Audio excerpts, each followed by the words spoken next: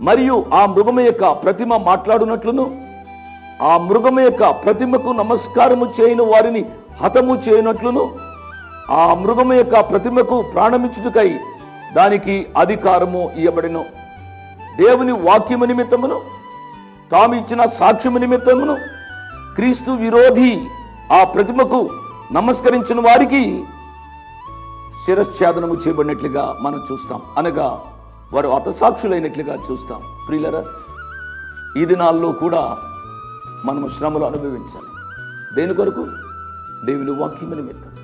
ఎంతో మంది చెల్లెండ్రు తెలుసు, క్రైస్తవేతర కుటుంబాల్లో రక్షింపబడతారు. ఎన్ని శ్రమలు అనుభవిస్తున్నారు. వారికి బైబిల్ చదువుకోవడానికి అవకాశం ఉండదు, ప్రార్థించుకోవడానికి అవకాశం ఉండదు. వంటగదిలో ఉండగా ప్రార్థన చేసుకుంటారు, వారు పనులు చేస్తుండగా ప్రార్థన చేసుకుంటారు. వారికి కుటుంబీకులు బయటకు వెళ్ళినప్పుడు